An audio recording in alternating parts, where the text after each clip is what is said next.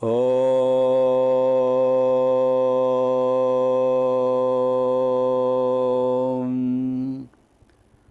శ్రీ గురుభ్యో నమః. వక్రతుండ మహాకాయ కోటి సూర్య సమప్రభ నిర్విఘ్నం కురు మే దేవ సర్వకార్యేషు సర్వదా. శరదిందు వికాస మందహాసాం స్ఫురదిందీవరలోచనాభిరామాం అరవింద సమాన సుందరాస్యాం అరవిందాసన సుందరీముపాసే. అజ్ఞానతిమిరాంధస్య జ్ఞానాంజనశలాకయ చక్షురున్మీలితం యేన తస్మై శ్రీగురవే నమః. వ్యాసం వసిష్ఠనప్తారం శక్తేః పౌత్రమకల్మషం పరాశరాత్మజం వందే శుకతాతం తపోనిధిం. శృతిస్మృతిపురాణానాం ఆలయం కరుణాలయం నమామి భగవత్పాదం శంకరం లోకశంకరం. నారాయణం నమస్కృత్య నరం చైవ నరోత్తమం దేవీం సరస్వతీం వ్యాసం తతో జయముదీరయేత్. అష్టాదశ పురాణేషు వ్యాసస్య వచనద్వయం పరోపకారః పుణ్యాయ పాపాయ పరపీడనం మద్వయం భద్వయం చైవ భ్రత్రయం వచతుష్టయం అనాపలింగకూస్కాని పురాణాని పృథక్ పృథక్. ఓం ప్రసార మాధ్యమ ద్వారా ప్రసారీభూత అష్టాదశ మహాపురాణాంతర్గత శ్రీ మార్కండేయ మహాపురాణ ప్రవచన కార్యక్రమాయ సర్వేభ్యః సంస్కృత భాషా జిజ్ఞాసుభ్యః సందర్శక మహాశయేభ్యః శుభస్వాగతం. ఏసీటీ వారి ఓం ప్రసార మాధ్యమం ద్వారా ప్రసారమవుతూ ఉన్న అష్టాదశ మహాపురాణాల్లో అంతర్గతమైన శ్రీ మార్కండేయ మహాపురాణ ప్రవచన కార్యక్రమానికి సంస్కృత భాషపై ఆసక్తి కలిగిన సందర్శక మహాశయులందరికీ శుభస్వాగతం. కేయూరాణి న భూషయంతి పురుషం హారాన చంద్రోజ్వలాః న స్నానం న విలేపనం న కుసుమం నాలంకృతా మూర్ధజాః. వాణ్యేకా సమలంకరోతి పురుషం యా సంస్కృతా ధార్యతే క్షీయంతేఖిలభూషణాని సతతం వాగ్భూషణం భూషణం. పఠామి సంస్కృతం నిత్యం వదామి సంస్కృతం సదా ధ్యాయామి సంస్కృతం సమ్యక్ వందే సంస్కృతమాతరం. సంస్కృతస్య ప్రసారాయ నైజం సర్వం దదామ్యహం సంస్కృతస్య సదా భక్తః వందే సంస్కృతమాతరం. సంస్కృతస్య కృతే జీవన్ సంస్కృతస్య కృతే యజన్ ఆత్మానమాహుతం మన్యే వందే సంస్కృతమాతరం. పాణినిం సూత్రకారం చ భాష్యకారం పతంజలిం వాక్యకారం వరరుచిం ప్రణతోస్మి మునిత్రయం. నృత్తావసానే నటరాజరాజః ననాదఢక్కాం నవపంచవారం ఉద్ధర్తుగామः సనకాదిసిద్ధాన్ ఏతద్విమర్శే శివసూత్రజాలం.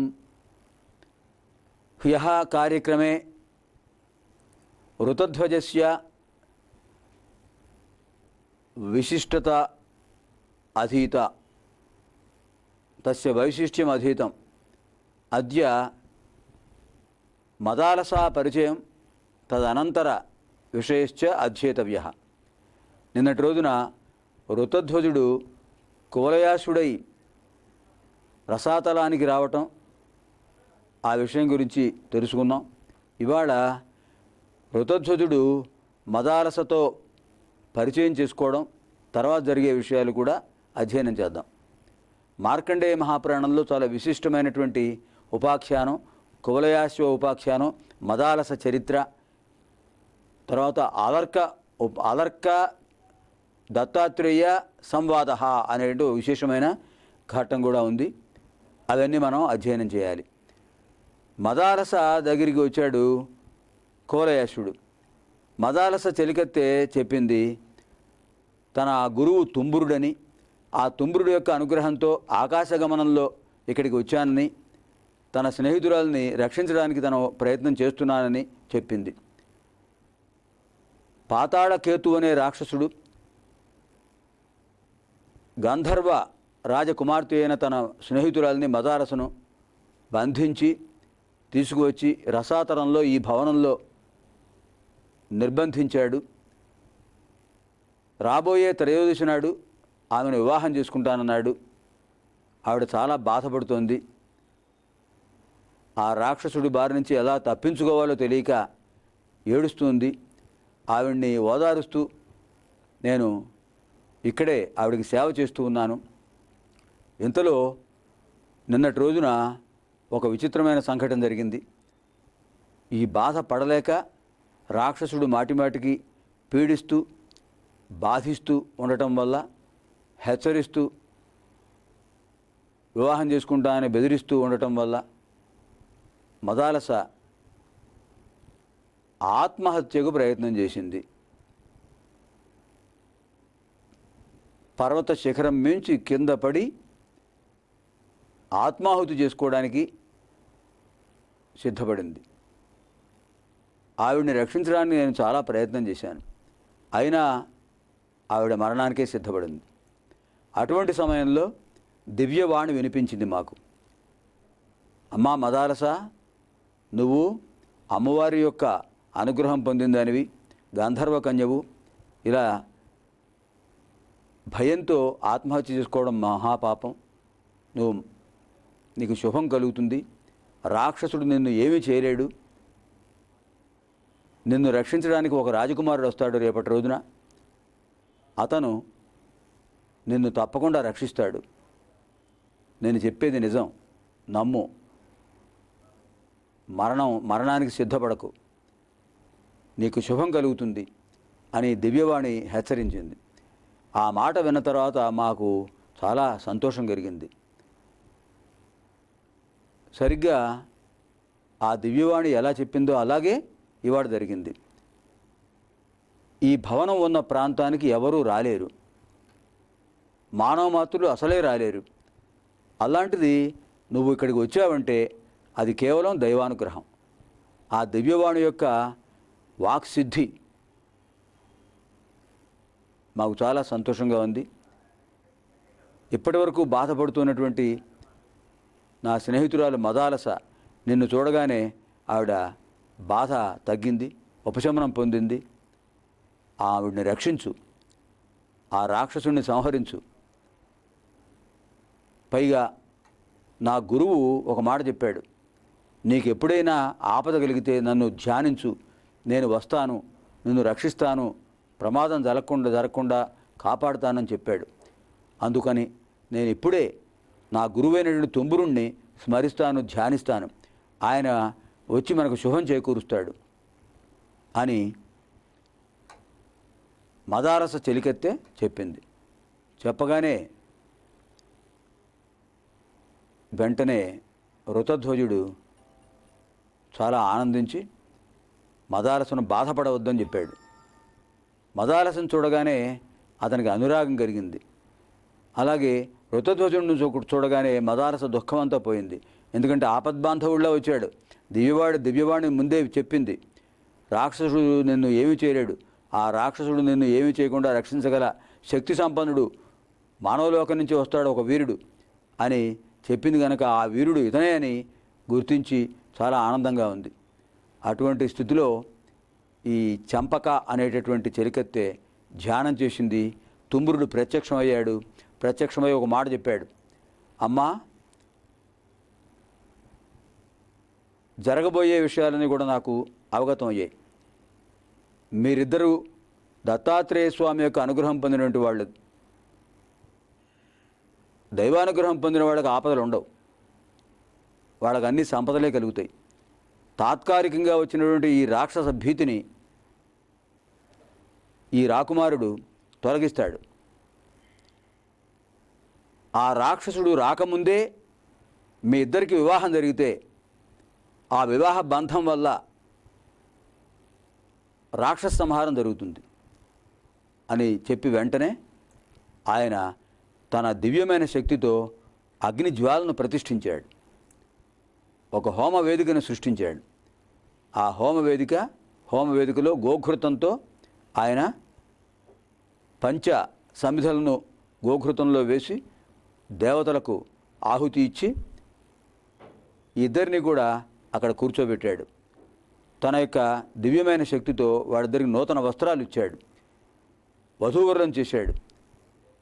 చంపక తుంబురుడు యొక్క అనుగ్రహంతో చంపక తన స్నేహితురాలని రక్షించడానికి వచ్చినటువంటి కువలయాశ్వుడిని ఇద్దరిని కూడా వధూవరులుగా అలంకరించి కూర్చోబెట్టింది. అక్కడ ఈ వివాహం చేయించడానికి ఎవరో కాదు, మహానుభావుడు తుంబురుడు, దివ్యర్షి. నారద తుంబురులు ఇద్దరు కూడా గొప్ప గానకళా విశారదులు. నారదుడు ఎంత గొప్పవాడో తుంబురుడు కూడా అంత గొప్పవాడే. ఆ తుంబురుడు తన దివ్య శక్తితో మంత్రాలు చదివాడు. ఆయనే అక్కడ బ్రహ్మ. వివాహం చేయించడానికి వచ్చిన పురోహితుడు ఆయనే. ఆయన తన యొక్క దివ్యమైన శక్తితో మంత్రాలు చదువుతూ ఋతధ్వజుడి చేత మదాలస మెడలో మంగళసూత్రధారణ చేయించాడు. వెంటనే దివ్య దుందుభులు మోగాయి. ఆకాశంలో దేవతలు పుష్పవర్షం కురిపించారు. ఆ విధంగా దంపతులయ్యారు మదాలస కువలయాశ్వులు. ఎంత శుభకర పరిణామం చూడండి. చాలా సంతోషించారు. ఈ విషయం ఎలా తెలిసిందో భయంకరమైన అరుపులు అరుచుకుంటూ వచ్చేస్తున్నాడు రాక్షసుడు. తుంబురుడు అదృశ్యమైపోయాడు. మదాలస భయపడుతోంది. కువలయాశ్వుడు చెప్పాడు, ఏం భయం వద్దు, నువ్వు భయపడకు. మన నూతన దంపతులం, మనల్ని రక్షించేది ఆ భువనేశ్వరి మాత. నూతన దంపతులను ఎప్పుడు రక్షిస్తూ ఉంటుంది ఆ భువనేశ్వరి మాత. దత్తాత్రేయ స్వామి అనుగ్రహం పరిపూర్ణంగా ఉంది. రాక్షస సంహారం జరుగుతుంది, మన ఇద్దరం క్షేమంగా రాజ్యానికి చేరుకోవచ్చు అని ఆవిడ్ని ఓదార్చాడు. ఈ లోపల రాక్షస గణాలు వచ్చేసాయి. దానవులందరూ వచ్చేసారు, పాతాళకేతు అనుచరులు. వాళ్ళందరూ వచ్చేసి వీళ్ళని చుట్టుముట్టారు. ఉన్నది ఇద్దరే వధూవరులు. ఆ పక్కన ఉన్నది మదాలస చెలికత్తె, ఇంకెవ్వరూ లేరు. ఆ రాక్షసులు ఒక్కసారి చుట్టుముట్టారు. వెంటనే ఋతధ్వజుడు ధ్యానం చేశాడు. గాలవ మహర్షిని గురించి ధ్యానం చేశాడు. దేవతలను ధ్యానం చేశాడు. తన అస్త్రాలకు అధిదేవతలైనటువంటి ఆ అధిదేవతామూర్తులను ధ్యానం చేశాడు. ఒక్కసారి ఆగ్నేయాస్త్రం సంధించాడు, ప్రయోగించాడు. ఈ ఆగ్నేయాస్త్రంతో ఈ పాతాళకేతువు పంపిన దానవులందరూ కూడా భస్మీపటలం అయిపోయారు. అంతకుముందు గాలవుడి యొక్క ఆశ్రమంలో ఎలా జరిగిందో సంఘటన అదే ఇక్కడ పునరావృతమైంది. వాడు వచ్చాడు, ఇంతకుముందు దెబ్బతినాడు, అయినా వాడికి రాక్షసుడు కదండి, వచ్చాడు. వాడు బల గర్వంతో వచ్చేసాడు. వీళ్ళని మెంగడానికి వచ్చేసాట వాడు పాతాళకేతు. ఆ పాతాళకేతు మీదకు వస్తుంటే వెంటనే ఋతధ్వజుడు పరమేశ్వరుణ్ణి స్తోత్రం చేసి ఆ పాశుపతాస్త్రాన్ని సంధించాడు. ఆ పాశుపతాస్త్రం ఒక్కసారిగా త్రిశూలంగా మారిపోయి పాతాళకేతువును సంహరించేసింది. పాతాళకేతు సంహారంతో ఇక్కడ రసాతలంలో అందరూ కూడా ఆనందించారు. అశ్వతరుడు అనే నాగరాజు కుమారులు వచ్చారు, మిత్రుణ్ణి అభినందించారు. మిత్రమా, చాలా మంచి పని చేసావు, మేమందరం ఎప్పటివరకు భయపడుతూ ఉన్నాం. ఈ పాతాళకేతువు వాడి అనుచరులు రసాతలంలో నివసిస్తూ ఈ రసాతలాన్ని ఆక్రమించుకుని మమ్మల్ని చాలా బాధ పెడుతున్నారు. ఈనాళ్ళకి మాకు నీ వల్ల సంతోషం కలిగింది, భయం పోయింది అని ఆ నాగకుమారులు నాగపుత్రులు ఇద్దరు కూడా మిత్రుడిని అభినందించి నువ్వు క్షేమంగా వెళ్ళు అని చెప్పి ఆ దంపతులకు వీడ్కోలు చెప్పారు, కానుకలు ఇచ్చారు. వాడిచ్చిన కానుకలు తీసుకుని కువలయాశ్వం మీద మదాలసను కూర్చోబెట్టుకుని బయలుదేరాడు. ఆ చంపక మదాలస చెలికెత్తే వీళ్ళకి శుభాశీస్సులు శుభాభినందనలు తెలుపుతూ ఈ విషయాన్ని గంధర్వరాజుకు నేను చెప్తాను, ఆయన కూడా చాలా సంతోషిస్తాడు, ఆనందిస్తాడు, జరిగింది అపూర్వమైన సంఘటన అని వాళ్ళకు వీడ్కోలు చెప్పి ఆవిడ గంధర్వలోకానికి వెళ్ళిపోయింది. మదాలసను తీసుకుని కువలయాశ్వుడు తన నగరానికి వచ్చాడు. కువలయాశ్వం మీద తల్లిదండ్రులకు ప్రదక్షిణ నమస్కారాలు చేశాడు. జరిగిన విషయం చెప్పాడు. చాలా ఆనందించాడు ఆయన. ఇలాంటి కుమారుడు లభించడం వల్ల తనకు సంతోషం కలిగింది అని చెప్పాడు. అదే కదా, ఒక సత్పుత్రుడి వల్ల తల్లిదండ్రులకు ఎంత ఆనందం కలుగుతుంది. పైగా రాక్షస సంహారం చేశాడు. గాలవుడు యాగ సంరక్షణ చేయడం కోసం వెళ్ళినప్పుడు వాడు తప్పించుకున్నాడు. వాడిని సంహరించడం కోసం రసాతలానికి వెడితే ఇతనికి శుభం చేకూరింది. అంచేత భగవద్ అనుగ్రహం వల్ల ఆపదలు సంపదలుగా మారిపోతాయట. ఆపదామపహర్తారం దాతారం సర్వసంపదాం లోకాభిరామం శ్రీరామం భూయో భూయో నమామ్యహం. ఇది ఆపదుద్ధారక మంత్రం అంటారు దీన్ని. ఈ మంత్రం చదువుకుంటూ పెడితే ఆపదలు సంపదలుగా మారిపోతాయి. అదే ఇక్కడ జరిగింది. మదాలసను రుతధ్వజుణ్ణి ఆశీర్వదించారు. శత్రుజిత్తు అతని భార్య చాలా సంతోషంగా జీవిస్తున్నారు, ఆనందంగా ఉన్నారు. అన్ని రోజులు ఒకే విధంగా ఉండవు కదండి. సుఖం వెనకాలే దుఃఖం ఉంటుంది, దుఃఖం వెనకాలే సుఖం వస్తుంటుంది, పునరావృతాలు అవుతుంటాయి. మదాలస కువలయాసులు సంతోషంగా గడుపుతున్నారు, ఉద్యానవనాల్లో విహరిస్తున్నారు. దైవానుగ్రహంతో వాళ్ళ జీవితాలు సంతోషంగా గడుస్తున్నాయి. ఇంతలో ఒక విశేషమైన సంఘటన జరిగింది. పాతాళకేతువు తమ్ముడు ఒకడున్నాడు. వాడి పేరు తాళకేతువు. తాళకేతువుకి ఈ విషయం తెలిసింది. తన అన్నగారిని కువలయాసుడు సంహరించాడు అనే విషయం తెలిసింది. వాడు ప్రతీకారంతో రగిలిపోతున్నాడు. ఎలా సంహరించాలి? అతను ఎదురుగా వెళ్ళి అతను సంహరించాలంటే సాధ్యం కాదు.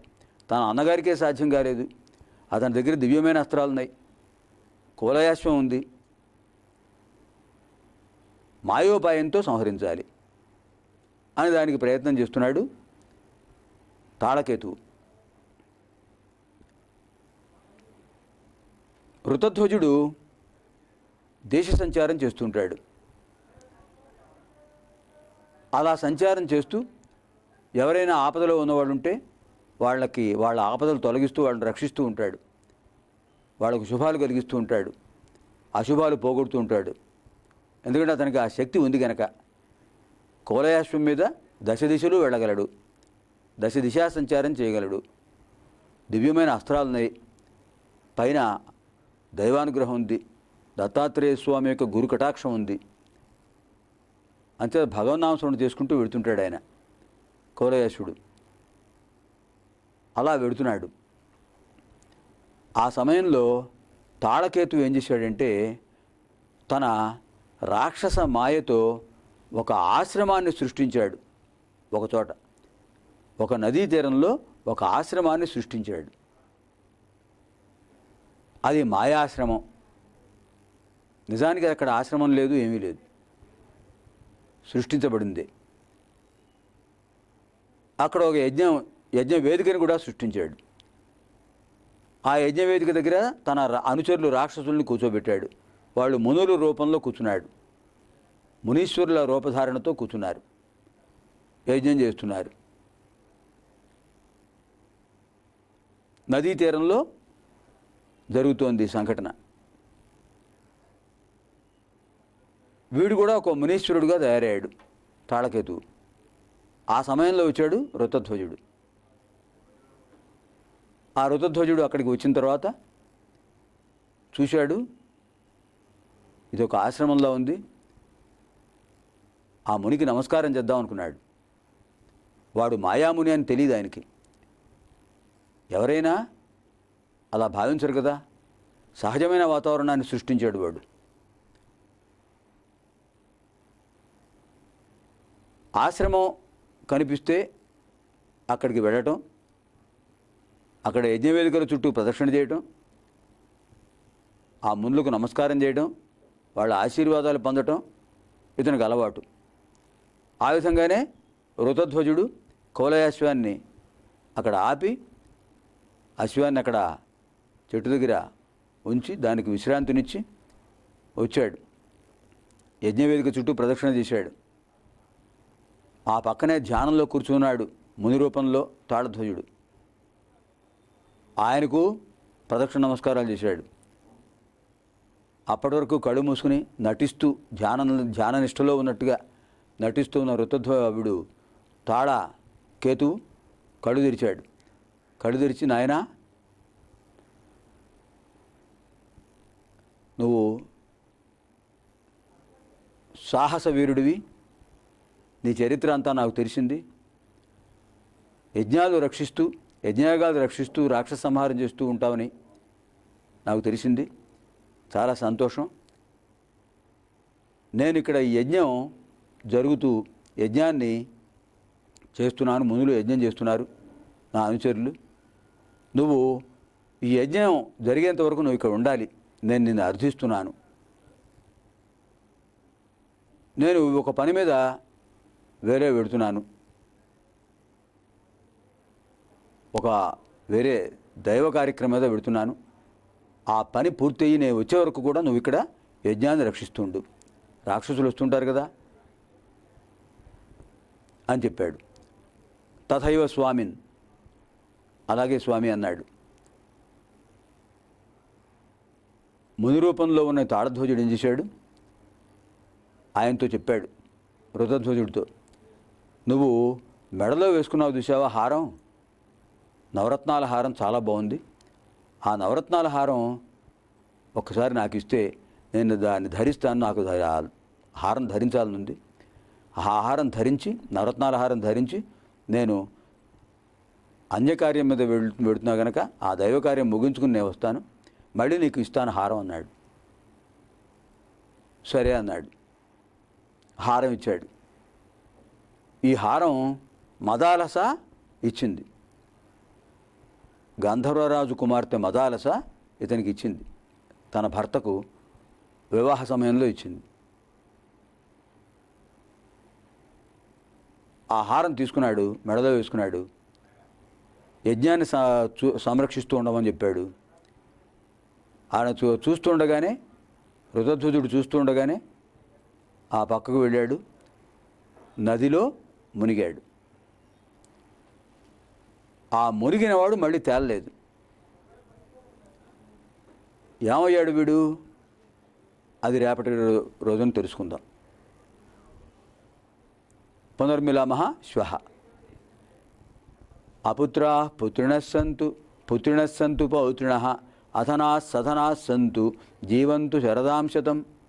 సర్వేత్ర సుఖినః సంతు సర్వే సంతు నిరామయాః సర్వే భద్రాణి పశ్యంతు మా కశ్చిత్ దుఃఖభాగ్ భవేత్.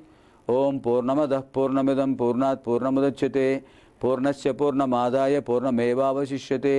సహనావవతు సహనౌ భునక్తు సహ వీర్యం కరవావహై తేజస్వినావధీతమస్తు మా విద్విషావహై. ఓం శాంతి శాంతి శాంతి. అసతో మా సద్గమయ తమసో మా జ్యోతిర్గమయ మృత్యోర్మా అమృతం గమయ. ఓం శాంతి శాంతి శాంతి. దివ్యాం భవ్యాం సుబోధాం చ శుద్ధాం అర్థప్రదాయినీం జననీం బహుభాషాణాం వందే గీర్వాణ భారతీం. స్వస్తి.